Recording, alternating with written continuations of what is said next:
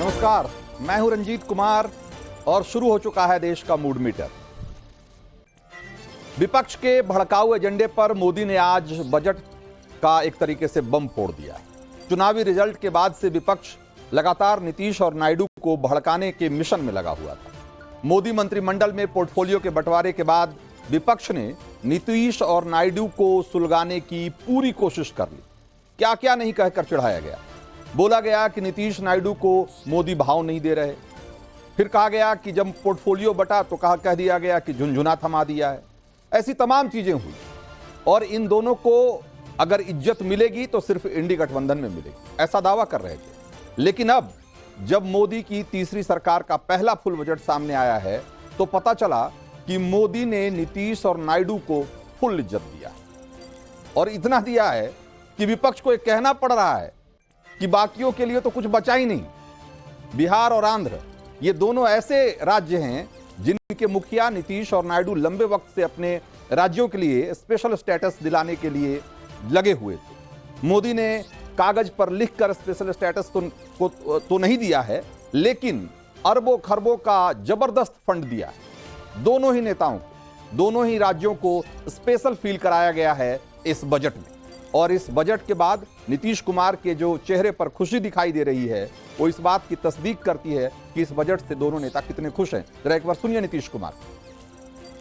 विशेष राज्य का दर्जा कह रहे थे और अगर विशेष राज्य का दर्जा बहुत उनका था कि पहले से बंद कर दिया गया है इसलिए, तो उसके चलते एक सहायता के लिए बिहार के विकास के लिए मदद होना चाहिए बिहार।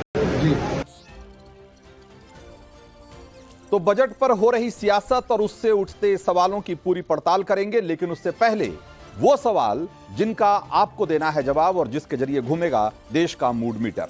तो सवाल क्या है जिसका कि जवाब आपको देना है, जरा एक बार जल्दी से देख लेते हैं। दिखाइए सवाल नंबर 1, मोदी सरकार के बजट को कैसे देखते हैं आप? ये सवाल नंबर 1 है, जल्दी से दिखाइए। और इसके ऑप्शन क्या है? तो ऑप्शन है ए, विकास की ओर ले जाने वाला बजट है। ऑप्शन बी, बजट में हर राज्य हर वर्ग का ध्यान रखा गया है। और ऑप्शन सी, ये निराशाजनक बजट। तो ये 3 ऑप्शन है आपके सामने इस बजट को लेकर। सवाल नंबर 2 दिखाइए। सवाल नंबर 2 है, बिहार आंध्र के लिए बजट में किए गए ऐलान को कैसे देखते हैं आप? और इसका ऑप्शन है आपके सामने, दोनों राज्यों को फंड की जरूरत थी इसलिए फंड दिया गया है। ऑप्शन बी, देर से लिया गया लेकिन एक सही फैसला है। और ऑप्शन सी, एक गठबंधन की मजबूरी है इसलिए इतना बजट दिया गया है। तो इन सवालों के जवाब में आप क्या सोचते हैं हमें बताना शुरू करिए। और कैसे बताना है आपको पता ही है। इस बीच सवाल नंबर 3 जरा एक बार देख लेते हैं। सवाल नंबर 3 ये है कि बजट पर हो रही सियासत को कैसे देखते हैं आप? और इसके ऑप्शन है आपके सामने। ऑप्शन ए, विपक्ष के पास कोई मुद्दा नहीं है इसलिए इस तरह की बयानबाजी हो रही है। ऑप्शन बी, भड़काऊ पॉलिटिक्स कर रहा है विपक्ष। ये भड़काऊ पॉलिटिक्स से मतलब है कि नीतीश और नायडू को या बाकी दूसरे जो पार्टियां हैं उसको भड़काने का काम कर रहा है विपक्ष। और ऑप्शन सी, विपक्ष सही सवाल उठा रहा है। तो ये 3 सवाल और इन तीनों के 3 जो ऑप्शन हैं, जवाब हैं, इसमें से आपको जवाब अपना चुनना है। और कैसे जवाब देना है आपको पता ही है। उसके लिए जो आपके टीवी स्क्रीन पर इस समय जो एक QR कोड दिखाई दे रहा है, इसको जैसे ही आप अपने मोबाइल कैमरे से स्कैन करेंगे आपके सामने एक इन्हीं 3 सवालों की एक लिस्ट खुल जाएगी। उसमें से अपना जवाब आप भर करके उसको सबमिट कर देना है और आखिर में अपनी डिटेल जरूर भरनी है, क्योंकि उसी के आधार पे हम हर रोज 4 लकी वोटर का भी चुनाव करते हैं। तो आप वोटिंग शुरू करिए, इन 3 सवालों का जवाब देना शुरू करिए और हम लौटते हैं आज के एजेंडे पर। तो अब ये समझ लीजिए कि किसी राज्य को स्पेशल स्टेटस का अगर दर्जा मिलता है तो ज्यादा से ज्यादा क्या हो जाता है, क्या मिलता है उससे? या परियोजनाओं में 90% केंद्रीय अनुदान, यानी कि जो भी योजनाएं चलेगी उसमें केंद्र की भागीदारी जो उसमें बजट की होगी उसमें 90% तक होती है। और जो लोन दिया जाता है वो इंटरेस्ट फ्री होता है। इसके अलावा राज्य में जो उद्योग धंधे लगाए जाते हैं उसमें कई तरह की टैक्स की रियायत वगैरह भी मिलती है। लेकिन यहां आज जो एक झटके में बिहार की झोली में करीब 60,000 करोड़, अगर एग्जैक्टली कहें तो 58,900 करोड़ रुपए की परियोजना डाल दी गई। ये किसी भी स्पेशल स्टेटस के मुकाबले अगर देखा जाए तो ये कम नहीं है। इनमें से 26,000 करोड़ रुपए का फंड बिहार के अंदर सड़कों का जाल बिछाने के लिए दिया जाएगा और राज्य में 3 नए एक्सप्रेसवे बनाए जाएंगे इस फंड से। उसमें पटना से पूर्णिया, बक्सर से भागलपुर के बीच 2 नए एक्सप्रेसवे और इसके अलावा बोधगया से दरभंगा वाया राजगीर और वैशाली होकर के एक तीसरा एक्सप्रेसवे बनाया जाएगा। अब ये समझिए कि ये तीनों एक्सप्रेसवे जो हैं वो बिहार के एक तरीके से पहले एक्सप्रेसवे होंगे, क्योंकि अभी तक एक्सप्रेसवे के मैप पे अगर आप देखेंगे देश में तो बिहार गायब है। बिहार में अभी एक भी एक्सप्रेसवे नहीं है, या यूं कहें कि एक भी एक्सप्रेसवे बिहार से होकर गुजरता भी नहीं है। नए एक्सप्रेसवे बिहार में होने की बात तो छोड़िए, बिहार से होकर गुजरता भी नहीं। तो ऐसे में एक साथ 3 एक्सप्रेसवे की सौगात, इसे आप कोई छोटी बात तो मानेंगे नहीं। बक्सर में गंगा नदी पर इसके अलावा 2 लेन का पुल बनाया जाना है। गया को लेकर बहुत सारी योजनाएं शुरू की गई है और उसमें गया को इंडस्ट्रियल हब के तौर पर डेवलप करने की योजना है। इसके अलावा बाढ़ नियंत्रण के लिए 11,500 करोड़ रुपए और पावर प्लांट के लिए 2400 मेगावाट का पावर प्लांट लगाया जाना है, जिसके लिए 21,400 करोड़ रुपए अलग से दिए जाएंगे। पीरपैंती में प्लांट लगेगा। तो आप सोचिए कि कितनी योजनाएं एक साथ बिहार के लिए इस बजट में उसका प्रावधान किया गया है। बिहार में पर्यटन को बढ़ाने पर भी जोर दिया गया है। इसमें काशी कॉरिडोर की तर्ज पर जो गया है, बोधगया कहिए, बोधगया में महाबोधि मंदिर और गया में जो विष्णुपद मंदिर है उसके लिए कॉरिडोर विकसित होगा। इसके अलावा जो नालंदा और राजगीर जैसे पर्यटन केंद्र हैं वहां पर पर्यटन सुविधाओं का और भी विकास करने पर पूरा जोर दिया जाएगा। बिहार में नए एयरपोर्ट्स, मेडिकल कॉलेज, स्टेडियम, ये सब बनाने का भी प्रावधान है। बिहार में इन्वेस्टमेंट बढ़े, इसके लिए एक जो इन्वेस्टमेंट बैंक है उसके लिए फंड मुहैया कराने की बात कही गई।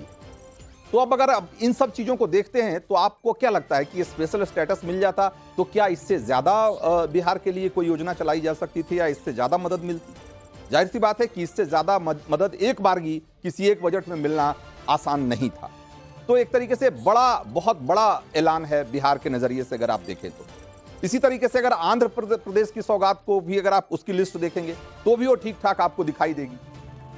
मोदी ने नायडू को अपने सपनों की राजधानी बनाने के लिए, जिसको अमरावती को लेकर बहुत एम्बिशियस हैं चंद्रबाबू नायडू, उसके लिए एक तरीके से खजाना खोल दिया है। 15,000 करोड़ इसी बजट में विशेष पैकेज दिया गया है अमरावती को डेवलप करने के लिए। इसके अलावा 2 बड़े इंडस्ट्रियल कॉरिडोर, विशाखापत्तनम चेन्नई और हैदराबाद बेंगलुरु, ये 2 इंडस्ट्रियल कॉरिडोर भी बनाए जाएंगे। और आंध्र प्रदेश की जो लाइफ लाइन कही जाती है पोलावरम सिंचाई परियोजना, उसके लिए भी फंड मुहैया कराने की बात की।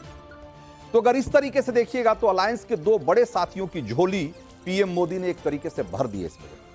इसलिए जो विपक्षी नेता कल तक ये कह रहे थे कि मोदी सरकार में नीतीश नायडू को झुंझुना थमा दिया गया, वो आज कह रहे हैं कि मोदी सरकार में सिर्फ आंध्र प्रदेश और बिहार की बहार है, बाकी सबकी किसी की सुधि नहीं ली गई। जरा सुनिए। सरकार बचानी है तो अच्छी बात है कि बिहार को, आंध्र प्रदेश को कुछ विशेष पैकेज या विशेष योजनाओं से जोड़ा गया है। लेकिन उत्तर प्रदेश जैसा प्रदेश जो प्रधानमंत्री देता है, क्या वहाँ के किसान के लिए कुछ बड़े फैसले हैं? किसान की फसल की पैदावार, उसकी कीमत के लिए क्या कोई इंतजाम है? नायडू साहब से और नीतीश साहब से डरा हुआ बजट है, बाकी कुछ नहीं है। ना देश के लिए, ना नौजवान के लिए। चिकित्सा खाली कर दिया। कोई मतलब ऐसा बजट है जिसके अंदर पूरा डर परिलक्षित हो रहा है। तो कांग्रेसी इमरान मसूद ने बजट के अंदर डर को खोज लिया। तो अयोध्या से जो समाजवादी पार्टी के सांसद है अवधेश प्रसाद, उन्होंने मोदी के बजट में अयोध्या का जिक्र नहीं होने से वो नाराज दिख रहे हैं और वो सवाल उठा रहे हैं। एक बार अवधेश प्रसाद को भी सुनिए। अल्पमत की सरकार है, उसको बचाने का ये बजट है और करीब करीब ये पूरे देश को इग्नोर किया गया है। अयोध्या को इग्नोर किया गया है, उत्तर प्रदेश को इग्नोर किया गया है। तो अयोध्या को लेकर अवधेश प्रसाद चाहे जो कहें, लेकिन हकीकत यह है कि आज अयोध्या का जो भी कायाकल्प हुआ है और भविष्य को लेकर जो भी उम्मीदें बंधी है वो सब मोदी योगी सरकार की ही देन। योगी सरकार ने इसी साल फरवरी में यूपी के बजट में राम नगरी अयोध्या को संवारने के लिए 100 करोड़ रुपए का प्रावधान किया था। थोड़ा और अगर पीछे चलिए तो दिसंबर 2023 में जब मोदी अयोध्या गए थे तो उन्होंने एक मुश्त 15,700 करोड़ रुपए की परियोजनाओं की सौगात दी थी अयोध्या को। 2022 में योगी सरकार में राम नगरी को संवारने के लिए 797 करोड़ यानी कि करीब 800 करोड़ रुपए के बजट का ऐलान किया गया था। 2021 में भी योगी सरकार ने बजट में 400 करोड़ रुपए का प्रावधान किया था अयोध्या के लिए। 2017 में उत्तर प्रदेश की कमान संभालने के साथ ही मुख्यमंत्री योगी आदित्यनाथ ने अयोध्या के विकास का जो खाका खींचा, उसमें उन्होंने 30,000 करोड़ की करीब 178 परियोजनाओं का ऐलान किया था, और जो कि धीरे धीरे करके अब मूर्त रूप ले रहा है। आज अवधेश प्रसाद मोदी सरकार से अयोध्या विकास का हिसाब मांग रहे हैं, तो उन्हें अपने नेता अखिलेश यादव से भी हिसाब मांगना चाहिए कि उन्होंने अयोध्या के लिए क्या किया था। और मैं बता देता हूं कि उन्होंने क्या क्या किया था, उसकी भी एक फहरिस्त है। 2024 राम मंदिर निर्माण के लिए विधानसभा में जब प्रस्ताव लाया गया तो समाजवादी पार्टी के 14 विधायकों ने उसका विरोध किया था। 2013 में अखिलेश सरकार ने गृह सचिव को सिर्फ इसलिए सस्पेंड कर दिया था कि उन्होंने राम मंदिर को लेकर एक मीटिंग की। 2013 84 कोसी परिक्रमा पर अखिलेश सरकार ने बैन लगा दिया था। और 1990 की घटना तो सबको याद ही है कि जब कारसेवकों पर गोलियां चलाई गई थी समाजवादी पार्टी की सरकार में। अब ये जान लीजिए कि अवधेश प्रसाद ने अयोध्या के विकास के बारे में बोलने की जो नई ट्रेनिंग ली है वो कहां से ली। अभी 6 दिन पहले अखिलेश यादव ने कहा था कि सरकार बनने के बाद अयोध्या को वर्ल्ड क्लास सिटी बनाएंगे। और यह दावा कौन कर रहा है? यह दावा वो नेता कर रहा है जिसने आज तक राम मंदिर जाकर दर्शन तक नहीं किया, कभी अयोध्या का रुख नहीं करते। अखिलेश यादव वो कह रहे हैं कि अयोध्या को वर्ल्ड क्लास सिटी बनाएंगे। मैं कई बार समझ नहीं पाता हूं कि राम को हटाकर राम से परे अयोध्या के विकास का वो कौन सा मॉडल हो। और भी बहुत सारे सवाल हैं जो कि इस बजट को लेकर भी हैं और विपक्ष की पॉलिटिक्स को लेकर भी है, उन सब पर चर्चा करेंगे। और उसके लिए हमारे साथ कुछ खास मेहमान हैं। रोहन गुप्ता हैं हमारे साथ, बीजेपी के प्रवक्ता हैं। इसके अलावा economist doctor Ravi R Kumar, JDU के प्रवक्ता हैं जीएम शाहीन, और इसके साथ साथ चंद्रमोहन शर्मा हैं, कांग्रेस के नेता हैं। समाजवादी पार्टी के प्रवक्ता मनोज यादव हैं और आरजेडी के स्पोक्सपर्सन हैं ऋषि मिश्रा। आप सब लोगों का बहुत बहुत स्वागत है। सबसे पहले मनोज यादव भाई, अगर अखिलेश यादव ये कह रहे हैं कि भाई बिहार और आंध्र को दिया हो तो ठीक है, लेकिन बाकी राज्यों को नहीं दिया, ये आपकी पार्टी और इंडी गठबंधन के तमाम पार्टियों के लोग, जब ये सरकार बनी थी तो आप ही लोग कह रहे थे कि नीतीश कुमार और चंद्रबाबू नायडू को तो सिर्फ झुनझुना थमा दिया गया, कुछ हुआ ही नहीं, कुछ दिया ही नहीं गया।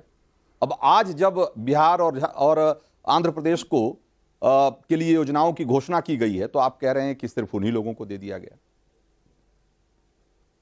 देखिए रंजीत जी, बड़े महत्वपूर्ण सवाल पूछ लिया आपने, और आपने अपने रिपोर्ट में जो बातें बताई बिहार को लेकर, उस पे मैं बड़ी सिंपल सी आपत्ति की, और वो आप भी बेहतर समझ जाएंगे। देखिए, जब आपके अगल बगल के राज्यों में एक्सप्रेसवे बन गए हो तो एक स्टेट से दूसरे स्टेट जाने के लिए उस स्टेट की भी जिम्मेदारी है, और अगर वो सेंट्रल गवर्नमेंट के अधीन है कोई, जैसे वहां भाजपा की सरकार, वहां भाजपा की सरकार, तो उसकी मजबूरी बन जाती है सड़क का निर्माण कर। उत्तर प्रदेश में लगातार एक्सप्रेसवे का जो शुरुआत हो मायावती जी ने शुरू की, दिल्ली से आगरा तक, आगरा से समाजवादी पार्टी ने लखनऊ तक, लखनऊ से फिर समाजवादी पार्टी ने गाजीपुर तक का एक खाका खींचा।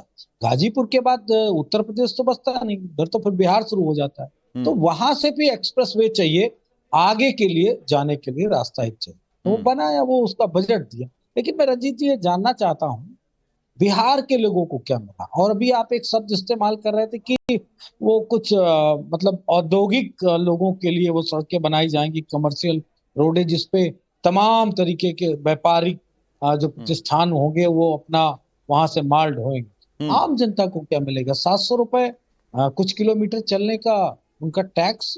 अगर ऐसे ही कॉरिडोर बनाने हैं, ऐसे ही एक्सप्रेसवे बनाने हैं, तो उसका तो मुझे नहीं लगता रंजीत जी कोई मतलब है। अगर बिहार और आप कैसी बात कर रहे हैं मनोज यादव भाई? अभी आपने श्रेय लिया कि भाई अखिलेश यादव ने यहाँ एक्सप्रेसवे बना दिया, आगरा लखनऊ, और उन्होंने पूर्वांचल की आधारशिला रख दी, और ये तमाम बातें आप उसका श्रेय ले रहे हैं। लेकिन आप जब दूसरा एक्सप्रेसवे बिहार में बनने की बात हो रही है तो कह रहे हैं कि उसमें आम जनता को क्या मिलेगा। तो अखिलेश यादव भी ये सोच के अगर करते तो एक्सप्रेसवे नहीं बनता यूपी। मेरी बात कंप्लीट होने दीजिए। हम अनावश्यक कुछ नहीं कहते, जो कुछ कहते हैं सोच समझ के कहते हैं। हमारी सरकार थी, हमने उस पे कोई पैसा नहीं निर्धारित किया था, वो फ्री था। जब तक हमारी सरकार थी वो पूरा एक्सप्रेसवे लखनऊ से लेके आगरा तक फ्री था, और हमारा जो मन था कि उस पर बहुत कम पैसा लेके, बहुत कम पैसा लेके। अच्छा, इतना सफेद झूठ कैसे बोल लेते हैं भाई मनोज यादव? क्या वाकई आपकी सरकार उस पर कोई टोल टैक्स नहीं लेने वाली थी? अगर ऐसा है तो नहीं तो यमुना एक्सप्रेसवे पे टोल टैक्स क्यों लग रहा था फिर? आप सिर्फ ये कहेंगे कि हमारी सरकार ने नहीं बनाया था इसलिए टोल टैक्स ले रहे थे। देखिए, कम से कम पैसे में अगर आप टोल टैक्स देंगे तो जनता को राहत मिलेगी, आम जनमानस भी उस पर चल सकते हैं। एक बात। दूसरी बात यह कि आपने अभी कहा कि समाजवादी पार्टी ने 84 कोसी परिक्रमा की रोक लगा रखी है। 84 कोस जानते हैं कितने किलोमीटर होता है? 252 किलोमीटर। 252 किलोमीटर में अयोध्या कितनी बार आप घूमेंगे आपको पता है? आपको नहीं पता है। क्या 84 कोसी परिक्रमा आज चल रही है क्या? मैं आपसे सवाल पूछता हूं, बीजेपी के लोग जवाब दे दे इसको। क्या 84 अभी हैं रोहन गुप्ता हमारे साथ है, जवाब देंगे ना आपके सवालों का। पूछिए। 84 कोसी परिक्रमा लगभग 250 किलोमीटर की परिक्रमा, तो 250 यहां से लखनऊ से मात्र 80 किलोमीटर 85 किलोमीटर की दूरी पे अयोध्या है। आप समझ रहे हैं ना मेरी बात? अयोध्या को कितने चक्कर लगाओगे तो 84 कोसी परिक्रमा होगी। 14 कोसी परिक्रमा और 5 कोसी परिक्रमा अयोध्या में चलती है। ये जो झूठ षड्यंत्र बनाया था ना, इसीलिए अयोध्या हार गए। और आज के बजट पे इतना ही कहूंगा कि जो कुर्सी बचाओ बजट दिया है उसके लिए धन्यवाद। आप अपनी कुर्सी बचाते रहिए। पूरे देश को आपने इग्नोर कर दिया, पूरे देश के राज्यों को इग्नोर कर दिया। सबसे ज्यादा सीटें अगर रंजीत जी किसी ने उत्तर प्रदेश बीजेपी को दी है तो उत्तर प्रदेश ने 33 सीटें। आपने उत्तर प्रदेश को क्या दिया? क्या दिया भाई? अभी रोहन गुप्ता बताएंगे ना। रोहन गुप्ता को एक बार लाते हैं ना, इस बहस में शामिल करते हैं। रोहन गुप्ता, ये आरोप ये लग रहे हैं कि कुर्सी बचाने के चक्कर में सिर्फ बिहार और आंध्र का ध्यान रखा गया है, बाकी सारे राज्यों को दरकिनार कर दिया गया। और भी आरोप अभी लगा रहे थे मनोज यादव, जरा जवाब दीजिए इनको। देखिए रंजीत जी, विपक्ष को तय था कि इस बजट आने से पहले कि उनको रोना है। अब कौन से मुद्दे पे रोना है वो बजट आने के बाद अब तय हो गया। पहले यही विपक्ष था, ये कहता था कि देखिए आंध्र और बिहार को है कुछ नहीं मिलेगा, झुंझुना मिलेगा, मजाक हो जाएगा। अब वही लोग कहते हैं कि नहीं उनको ज्यादा क्यों मिल गया। ये चीज समझनी पड़ेगी रंजीत जी कि अगर 11 लाख करोड़ इन्वेस्टमेंट पे स्पेंड होंगे तो वो पूरे देश में स्पेंड होंगे। अगर टैक्स स्लैब की बात कर रहे हैं, इनकम टैक्स की, तो उसका पूरे देश को फायदा मिलेगा। तो इस प्रकार की ओछी राजनीति विपक्ष को नहीं करनी चाहिए। इस बजट को रंजीत मैं देखूंगा 10 साल का जो सरकार का अनुभव था और एक फाइनेंशियल डिसिप्लिन में कहूंगा कि अनुशासन था, जिससे फिस्कल डेफिसिट भी कम हुई और जिसके कारण सेंसेक्स इतना बढ़ा। तो सेंटीमेंट की हम बात करें, अनुभव की बात करें और डिसिप्लिन की बात करें, तीनों के निचोड़ को यह सरकार आगे लेके गई और एक ऐसा बजट दिया कि उस बजट में हर आदमी के लिए कुछ है। मध्यम वर्ग के लिए है, किसानों के लिए 1.5 लाख करोड़ का बजट है, महिलाओं के लिए है, युवाओं के लिए है, सबके लिए। अब रोना तय तो बोलते हैं कुर्सी बचाओ। अरे सरकार है, जनता ने अगर वोट दिया है और जनता के लिए काम करते हैं तो कुर्सी बचाओ हो गए। अगर जनता का काम अच्छा होता है मतलब आप मानते हैं कि बजट अच्छा है। अगर विपक्ष के पास आज कोई आर्गुमेंट नहीं है, इसका मतलब ये मानते हैं कि बजट अच्छा है। अगर वो कहते हैं कि हमने जो वादे किए थे वो उसका जो है पालन भाजपा ने किया, इसका मतलब बजट अच्छा है। कई बार राजनीति में आपको सकारात्मक रह के अच्छी चीजें उसकी तारीफ करनी चाहिए, फिर जनता आप पे भरोसा करे। हाँ, चंद्रमोहन शर्मा भाई, अब आपको तय करना पड़ेगा कि आप कह रहे हैं कि ये तो हमारे मैनिफेस्टो से इन्होंने कॉपी कर ली चीजें, और फिर दूसरी तरफ आप उसकी आलोचना भी कर रहे हैं। तो अगर आपके मैनिफेस्टो से कॉपी की गई तो आपको इस बात की सराहना करनी चाहिए कि चलो अच्छा है भाई, आपने अच्छी चीजें उठाई और इस बात के लिए आपको खुश होना चाहिए, लेकिन आप उसकी आलोचना भी कर रहे हैं। तो या तो आपका बजट, आपका जो मैनिफेस्टो था वो ठीक नहीं था, या फिर आप जो आलोचना कर रहे हैं ये गलत है। क्या मामला है चंद्रमोहन शर्मा? रंजीत जी, उसका मामला तो रोहन जी ने अपनी बातों से कर दिया कि अगर विपक्ष प्रश्न पूछता है तो वो कहते हैं कि विपक्ष का रोना नहीं, सत्ता पक्ष और सत्ता पक्ष के प्रवक्ताओं का रोना। अरे बजट आप लाए हैं, प्रश्न विपक्ष खड़ा कर रहा है और रोने की बात आप कर रहे हैं और प्रश्न करते हैं विपक्ष के ऊपर। अरे अगर आपका बजट सही है, समृद्ध है और ठीक है तो आप उसका तर्क दीजिए कि आपने शिक्षा पे क्या किया, आपने कृषि पे क्या किया, आपने इंफ्रास्ट्रक्चर पे क्या किया, आपने महंगाई पे क्या किया।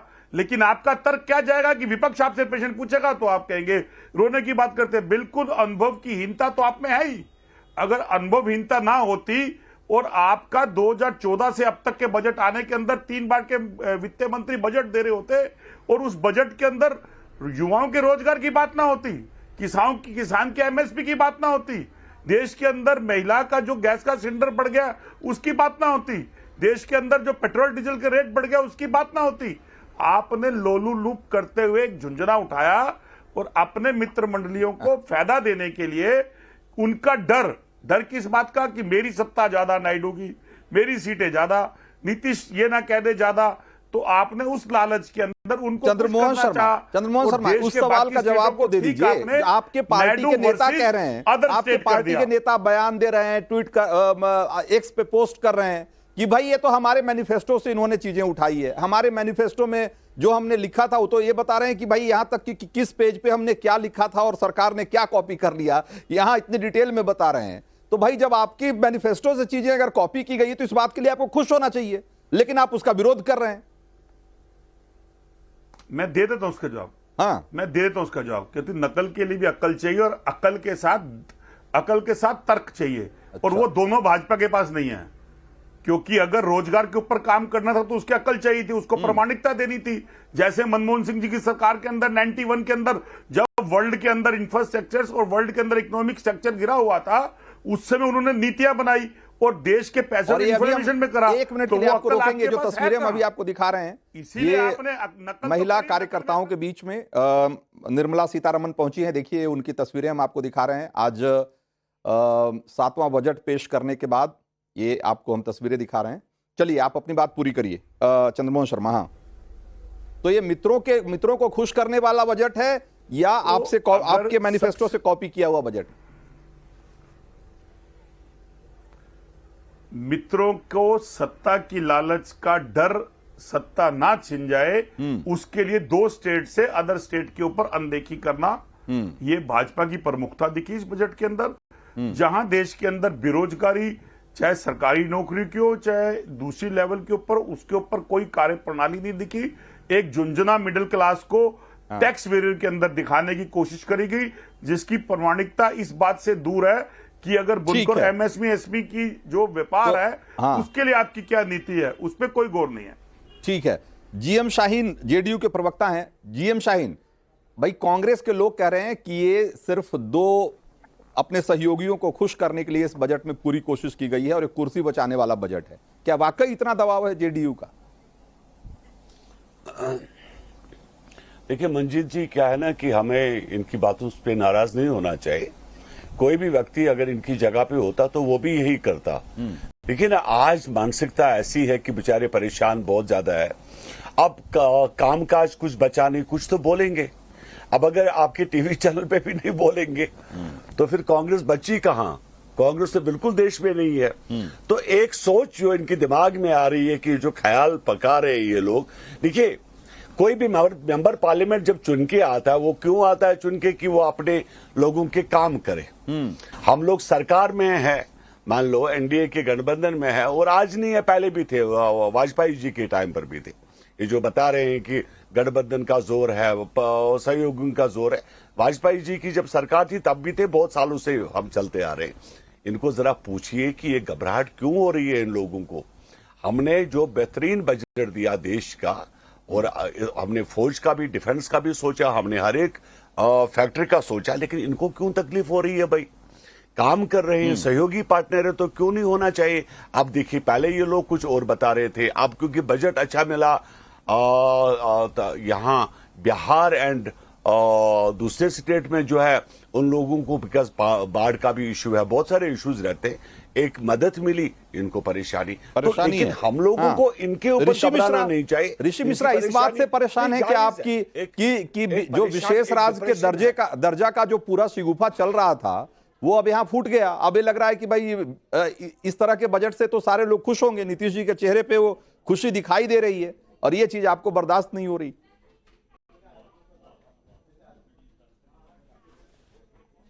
रंजीत जी, विशेष राज्य का दर्जा जनता दल यू भी मांग रही थी, पहली बात। दूसरी बात मैं आपको समझा दूं, रोहन गुप्ता जी ने आपको भी समझा दिया है, और जनता दल यू के जितने भी मंत्री हैं, स्पोक्स पर्सन ने उनको एक्सपोज करके रख दिया। रोहन गुप्ता ने अभी कहा है, आपके चैनल पे कहा है कि 11 लाख करोड़ रुपए पूरे देश भर में इन्वेस्टमेंट के लिए तैयार है। तो जो 59 करोड़ बिहार में जो खर्चा हो रहा है वो उसी का पार्ट है, कोई स्पेशल पैकेज नहीं है। ये रोहन गुप्ता जी ने आप लोगों को समझा दिया है। दूसरी बात, ओपनिंग स्टेटमेंट में रंजीत जी आप विशेष राज के दर्जे के बारे में समझा रहे थे। एक चीज आप नहीं समझा पाए, विशेष राज का दर्जा मिलने से generation to generation employment generate होता, रोजगार जनरेट होता, इससे हमारे बिहार के जो गरीब युवा हैं उनको मदद मिलती, लेकिन उस पर आपका ध्यान नहीं गया। आप स्पेशल स्टेटस को एक स्पेशल इंसेंटिव से कंपेयर कर रहे हैं। नहीं, ऋषि मिश्रा सिर्फ स्पेशल स्टेटस मिल जाने से, विशेष राज का दर्जा मिल जाने से, सिर्फ दर्जा मिल जाने से कैसे रोजगार सृजन हो जाएगा भाई? रोजगार सृजन होने के लिए वहां पर उद्योग धंधे लगने होंगे, वहां सड़कों का जाल बिछाना होगा, वहां बिजली पानी की स्थिति ठीक करनी पड़ेगी। तो क्या वो सब नहीं किया जा रहा है क्या? और जो किया जा रहा है इससे रोजगार नहीं पैदा होगा क्या? रंजीत बाबू सुन लीजिए, तो लीजिए, स्पेशल स्टेटस मिलने से इंडस्ट्रीज को यहां पर आने के लिए इंसेंटिव मिलता, उससे यहां पर युवाओं को रोजगार मिलता, हमेशा के लिए मिलता। और जो आप समझाने की कोशिश कर रहे हैं, 2 दिन पहले तक जनता दल यू के साथियों को क्यों नहीं समझा पाए? 2 दिन पहले तक ये लोग भी डिमांड कर रहे थे हम लोगों को विशेष राज का दर्जा चाहिए। माननीय मुख्यमंत्री देश भर में पिछले 10 वर्षों से कई बार आंदोलन कर चुके हैं, लेकिन आप जिस स्पेशल स्टेटस की बात कर रहे हैं भाई, यूपीए की सरकार में भी वो स्पेशल स्टेटस नहीं मिला ना। और आप 1 मिनट, और आप पहले इनके भी तो सहयोगी रह चुके हैं ना, सहयोगी रह चुके हैं, तब भी नहीं मिला, और फिर से उनके साथ गठबंधन में हैं आप। तो भाई जिनकी सरकारें थी और जिनके साथ आप खड़े रहे, उन्होंने भी आपको स्पेशल स्टेटस नहीं दिया ना, विशेष राज्य का दर्जा नहीं दिया ना।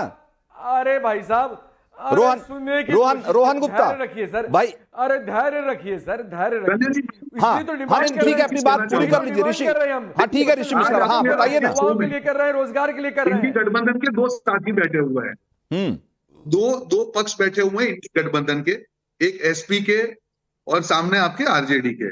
एसपी के ये कहते हैं कि दोनों राज्यों को खुश करने के लिए बजट दिया, और आरजेडी कहते हैं कि नहीं जी ये तो पूरे देश का बजट है। पहले वो लोग तो तय कर लें कि क्या एनडी गठबंधन का स्टैंड है। इसका मतलब रंजीत जी साफ है कि इनका रोना तय था, इश्यू अब तय हुआ। एक पक्ष बोलता है कि 2 बजट 2 राज्यों को खुश करने के लिए है, और दूसरा बोलता है पूरे देश के लिए है। अरे भैया आप दोनों तय कर लो, चालू डिबेट में तय कर लो, इंटरनल डिबेट करके तय करो कि आपको रोना किस मामले का है। 2 राज्यों को ज्यादा दिया इसलिए आपको रोना है, ज्यादा बजट दिया इसलिए आपको रोना है। आपका रोने का मुद्दा तय कर लीजिए पहले। मनोज यादव आप लोग कह रहे हैं कि 2 राज्यों को खुश किया गया, और ऋषि मिश्रा सही कह रहे हैं, रोहन गुप्ता और ऋषि मिश्रा कह रहे हैं कि नहीं ये तो 11 लाख करोड़ का जो पूरे जो कैपेक्स है उसी का पार्ट है, तो इसको अलग से क्यों मानना चाहिए? तो ये आप लोगों ने आपस में कुछ तय किया है क्या? दोनों को विंडो में लाके डिबेट करवाइए, दोनों को। नहीं, मनोज यादव अभी जवाब देंगे ना। हाँ रोहन गुप्ता जी प्लीज थोड़ा सा धैर्य रखिए। करवाइए, आपने जब से अभी डिबेट शुरू की है, अरे भाई, अरे रुक जाइए ऋषि मिश्रा आएंगे आपके पास ना। हाँ मनोज यादव, अभी रोहन जी ने जब से डिबेट शुरू की तब से वो लगातार एक शब्द पे जोड़ दे रहे हैं, लगातार। वो मुझे तुरंत कनेक्ट होता है, रोने पे। कल ही तो मोदी जी रोए, भूल गए क्या? इसीलिए आपके दिमाग से नहीं निकल रहा है क्या? और जेडीयू के साथी कह रहे विपक्ष के पास कोई काम नहीं है। अरे विपक्ष 2.5 घंटा गला दबाया है मोदी जी का, आपको नहीं दिखा क्या? आरजेडी का जवाब दे दीजिए अपने मुख से कहा 2.5 घंटे गला दबा के आरजेडी को जवाब दे दीजिए, अपना काम कर रहे हैं। नहीं, आरजेडी को जवाब देंगे। आप ये बताइए, आपके ऊपर मोदी जी का साया आ गया क्या? कल ही इतना रोए, आप मोदी जी को एक्सपोज करने के लिए बार बार कह रहे हैं क्या? ऐसा मत बोलिए, अच्छा नहीं लगता। मोदी जी नाराज हो जाएंगे। आरजेडी के साथ खड़े या खिलाफ खड़े? अभी प्रैक्टिस में भी आप बताइए, आरजेडी के साथ खड़े। आपको मोदी जी का मजाक उड़ाना हो, क्यों मोदी जी का मजाक उड़ाते? क्यों उड़ा रहे हैं मोदी जी का मजाक? ना। मनोज यादव बजट पे आइए ना, बजट की चर्चा पे आते हैं ना, बजट की चर्चा पे आइए। हाँ अरे क्यों बीजेपी का सरकार का प्रवक्ता बार बार एक शब्द के बारे में बोलेगा रंजीत जी, तो जवाब तो देना पड़ेगा। ठीक है ना। आप बजट पे लौट गए। देखिए जो बजट है, अगर इसी बजट को मोदी जी के पुराने भाषण से जोड़ा जाए तो 1 लाख करोड़ बिहार को दे के आए थे, लाओ 1 लाख करोड़ दिया, 1 के ऊपर भी था। अगर 20 हजार करोड़ रुपए 5, 6, 7 साल में दे देते तो अब तक तो बिहार के वो वादे भी पूरे हो जाते। पहली बार क्यों दिया, और तब ही क्यों दिया जब कुर्सी के पावे दूसरे सरकारों के सहारे चल रहे हैं। तो क्या विपक्ष सवाल भी ना उठा? और अगर हम सवाल उठा रहे हैं तो क्या गलत कर रहे हैं साहब?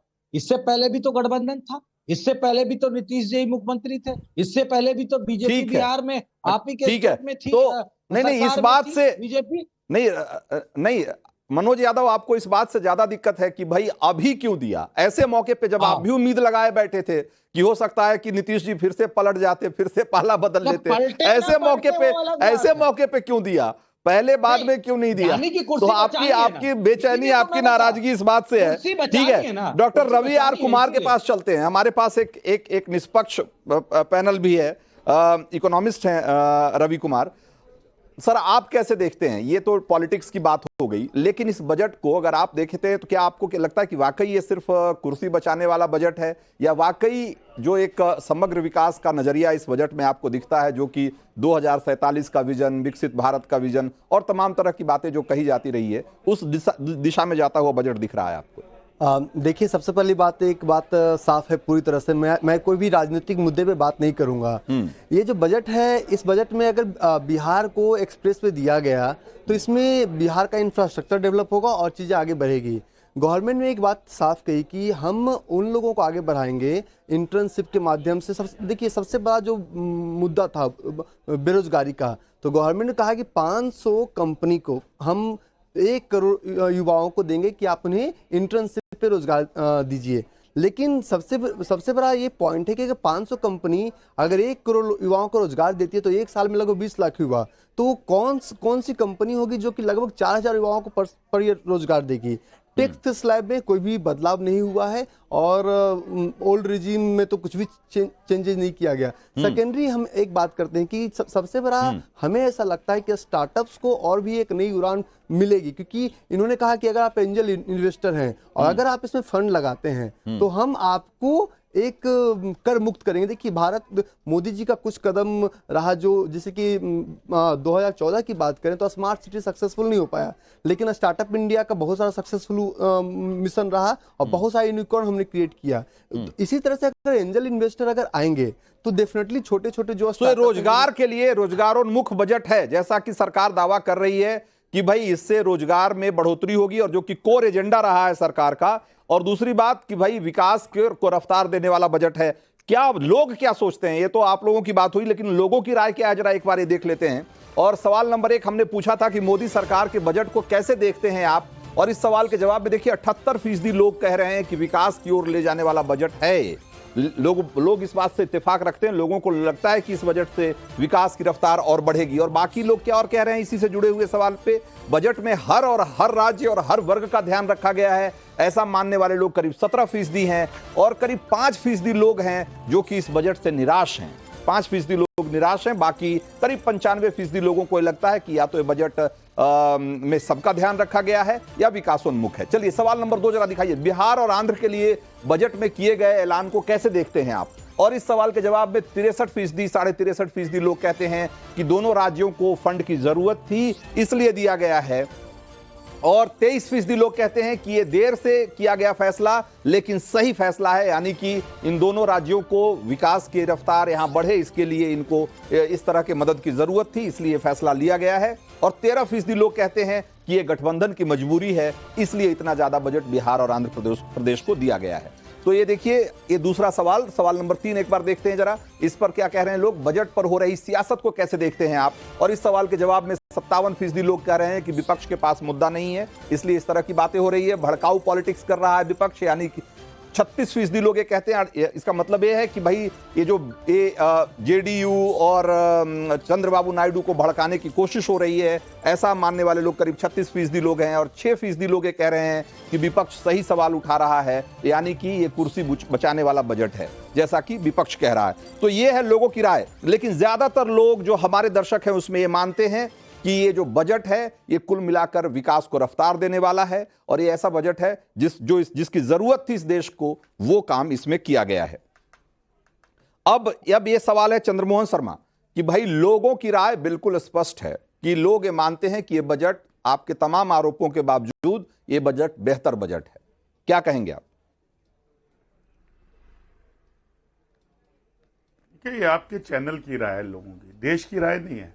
और चैनल देश की राय नहीं, तो इस बात से प्रमाणित दर्शकों की राय है और उस तरीके से लोगों की राय। ये कह के मैं दे रहा हूं रणदीश भाई, आप ही की बात को जब धरो, बिहार के इंफ्रास्ट्रक्चर्स के लिए बजट दिया गया, उसके बाद आंध्र प्रदेश के इंफ्रास्ट्रक्चर के बजट दिया गया, लेकिन बाकी स्टेट को अनदेखा कर दिया गया और उसी बिहार के लिए दिया गया जिसको डीएनए के लिए टेस्ट किया गया था। आंध्र प्रदेश को उसको दिया गया जिसको कहा कि आप उसकी पीठ पे छुरा घोंपा जाता है। तो ये स्वाभाविक हो गया। अरे तो नेताओं के आपसी झगड़े का मामला, पार्टियों का झगड़ा, देश का झगड़ा नहीं होता है ना जगदीश शर्मा भाई। अगर किसी राज्य के विकास का जो मुद्दा है वो पार्टियों के आपसी झगड़े से तय नहीं होगा ना, कि होना चाहिए। रंजीत भाई, ये रोहन जी का जो है कि रोहन जी कह रहे को बताया जा रहा है कि रो कौन रहा है। हाँ। रो बेसिकली सत्ता पक्ष रहा है कि सत्ता ना हाथ से चली जाए, इसलिए अब वो गिड़गिड़ाए बिना बजट को एक पावरफुल आदमी के हाथों में दे रहा है।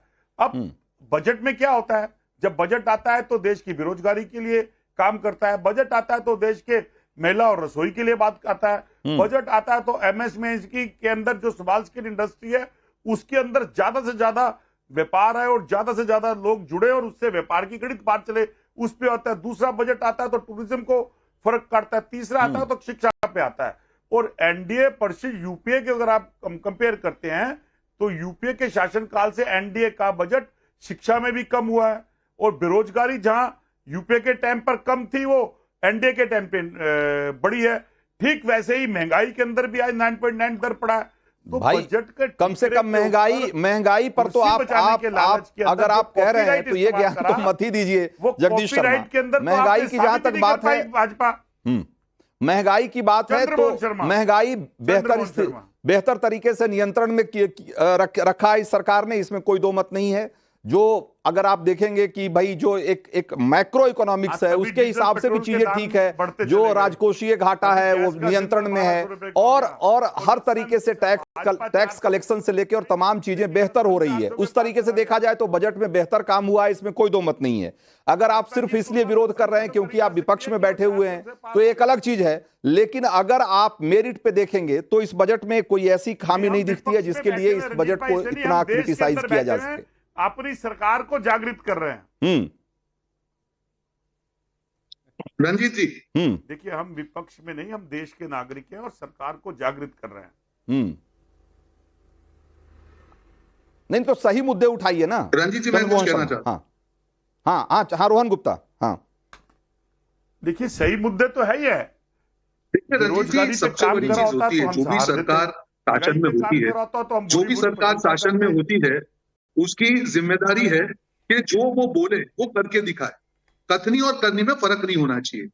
जो भी सरकार बजट लेके आती है, अगर नए इन्वेस्टमेंट की बात करती है तो उसको पैसा कहीं से लाना पड़ेगा। और इसीलिए जो आपने कहा वित्तीय खात की बात है, इन्फ्लेशन की ये बात करते हैं, जो प्रोजेक्शन है 4.5% का है। कल जो इकोनॉमिक सर्वे आया उसने कहा कि देश का जो कंजम्पशन है वो चाइना से भी ज्यादा है। 10 साल की एवरेज में 7% से देश का जो कंजम्पशन है वो बढ़ा है। हर मुद्दे पे सरकार ने अपना परफॉर्मेंस दिखाया है। ये खटाखट फटाफट वाली सरकार नहीं है कि 10,000 आपके खाते में आ जाएगा। एक राज्य में जनता ने उनको मौका दिया, कर्नाटक, वहां पे हर चीज पे इन्होंने टैक्स बढ़ा दिया।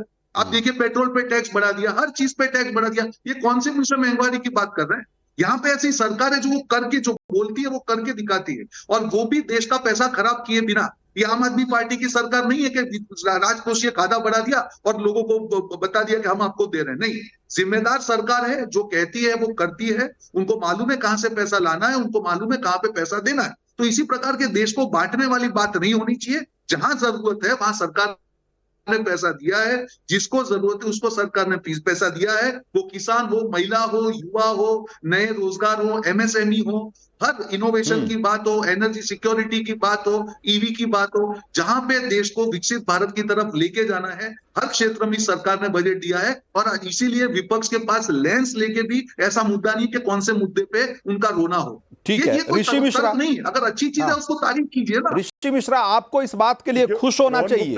नहीं, अगर एक सकारात्मक विपक्ष की भूमिका में अगर आरजेडी अगर आए तो उसको इस बात की तारीफ करना चाहिए कि इस बार बजट में बिहार के लिए ठीक ठाक प्रावधान किया गया है, जैसा कि आप ही के सहयोगी पार्टी समाजवादी पार्टी के लोग कह रहे हैं। और इस बात के लिए आपको खुश होना चाहिए, लेकिन आप इसकी आलोचना कर रहे हैं। हमारा सिर्फ एक ही आग्रह है कि भारतीय जनता पार्टी बिहार के 14 करोड़ जनताओं को धोखा ना दे, झांसा ना दे। दूसरी बात, रोहन गुप्ता जी अभी हम लोगों को बड़ी लंबी चौड़ी कहानी सुना रहे थे। रोहन गुप्ता जी यही प्रधानमंत्री हैं आपके 2014 में 2 करोड़ रोजगार की बात कर रहे थे, 20 करोड़ हो चुका है पेंडिंग, उसके बारे में आप बात नहीं करते। आप बोलते हैं कि जो बोलते हैं वही करते हैं।